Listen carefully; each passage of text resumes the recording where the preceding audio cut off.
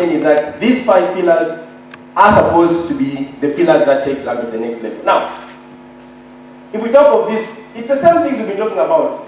Economic diversification from copper to agriculture, the same old story. But do we have practical solutions that really put us away from dependency on copper? SNDP tries to come with those strategies, which you can also pick on, I'm sure, for some of the projects. However, agriculture is given emphasis in 7 NGP. And agriculture, we talk of diversification also within agriculture itself. Now, if you look at Zambia, Zambia has 10 provinces. And each province has got unique climatic conditions. Western province has got the water bodies and stuff. We want to promote rice and all those crops that would do well. The northern part, with the water bodies, we want to promote fisheries. The southern part, so we want to have all these 10 provinces, unique climatic conditions, and unique agricultural crops put in those places. That will promote intra-trade within the provinces, and that's what the thrust of 7 NGP is all about. That's why today we hear many people talk about venturing into farming. It's because of what they have seen and the amounts of monies that have been committed towards agriculture, for example. Then if we talk of reducing poverty, of course, it's the same things. We have the social cash transfer, people are given funds. The vulnerable households are actually given funds every month. We're talking of the farmers, e-voucher, they're actually given those e-voucher cards to be able to get inputs and actually farm. So basically you find that in this you would also be able to help some of the relatives who stand to benefit from e-voucher, from social cash transfer, but if you do not know this information, you would not be of much help.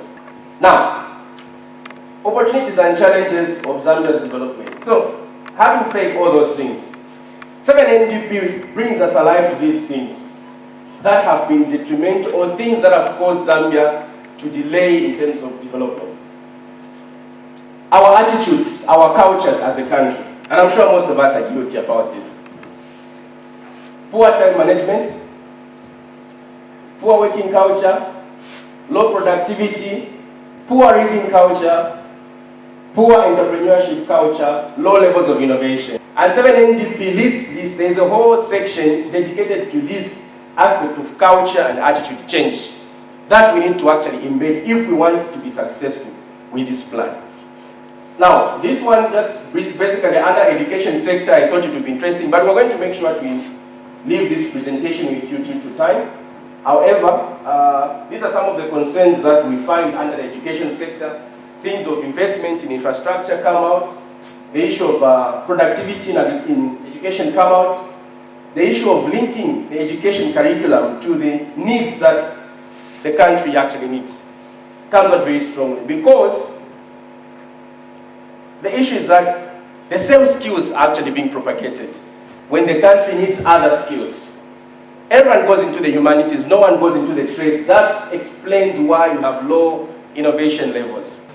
Now, so those are some of the strategies on education. They're talking of inclusiveness, access to skills training, private sector participation. They want to involve more private sector to actually help building these same institutional labs, enhance science and technology, and review curriculum. So all these things we've talked about are things that we actually pushed for under education. And these are things we hope to see very soon in the education sector.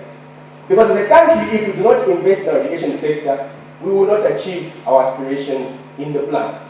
And that's why we are moving with institutions to actually empower them. So at the moment we leave, you take a keen interest to read more about what's in the plan. Now, how can students utilize the 7 NGP? That comes to us. Of course, you will be able to know about the development and policy focus for the next 5 years. You will be able to reference data for your assignments and learning. You'll be able to understand government policy for the next 5 years.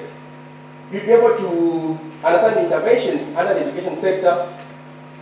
And also, most importantly, there are empowerment funds that are available for youths, for women, for girls, for ladies, for what? Those funds are sitting and are not being utilized. People do not know about that. Why do we say this? Part of the reason of education is to make you have a curious mind, an intellectual mind that can create and make. People have come up with brilliant business ideas, but they're saying there's no funds. Funds are actually available, but people do not know where to access these funds. And it is only when you read such documents and know which offices to go to, you will be able to have access to some of those funds. And that's why we are showing you that some of those funds are available: Women Empowerment Fund, Youth Empowerment Fund. No wonder we've written there, ensure as a student to have a copy of the National Youth Policy. I don't know how many of you have it, and the national budget. And all those things are available on our website. And this, to summarize, is basically that the knowledge that students acquire now will be passed on to future generations. They are able to learn from our lecturers, who are also giving you information of how they did it in their time. You are being enlightened, and you are in that road to actually implement and change things. And that's how come students in this 7NDP have been given a platform. And the platform is existing through the Ministry of Youth and all those other funds available, where students can actually also benefit and contribute. Now, the key examples I was giving us as we conclude: Uganda has a national mindset education program. So in Uganda, the program was launched aimed at developing citizens with productive or positive attitudes and correct mindsets for development. This was run with universities, the Ministry of Education, and civil society organizations who would come up. You look at your culture, what are the positive elements of your culture, and build on them. What are the negative elements of your culture, and do away with them. And lastly, in conclusion, of course, as PMRC, we call for a national mindset education program to be established and implemented with a view towards successful implementation of the 7NDP.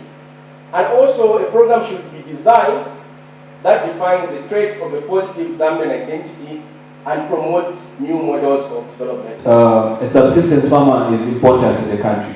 Most families feed themselves via their own agricultural activities, maybe at the backyard, or they have land somewhere that they use for their own food, and maybe they sell this food to cater for different needs that they have at home. So are there any provisions in this plan that provides the subsistence farmer with these innovations and technology to help them improve their output at the end of the day? I would like to find out what indicators the 7th National Development Plan is using to measure the progress.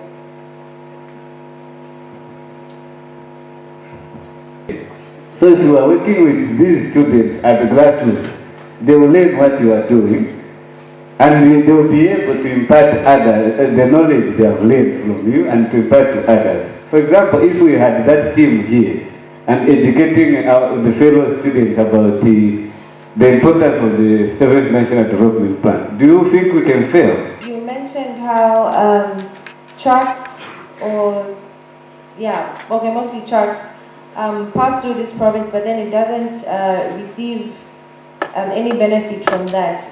So is it because it's not an entry or exit point? And do you know what is being, if there's a plan for such provinces to be developed? The question was about indicators to the KPIs being used. So from the presentation I showed us, the green one was the plan itself. Then the orange one is an implementation plan that clearly, under those 5 pillars, programs have been listed. Key programs under those 5 pillars have been listed. Then from the implementation plan, so we have all the usual KPI system, input, output, indicator, all that is included. Now, we have one have been called cluster advisory groups. So those clusters are made up of different sections of society. PSS, we are also in there, I'm also in there. People from academia. Those are the people that have just been picked who are going to monitor what is being done under a particular pillar.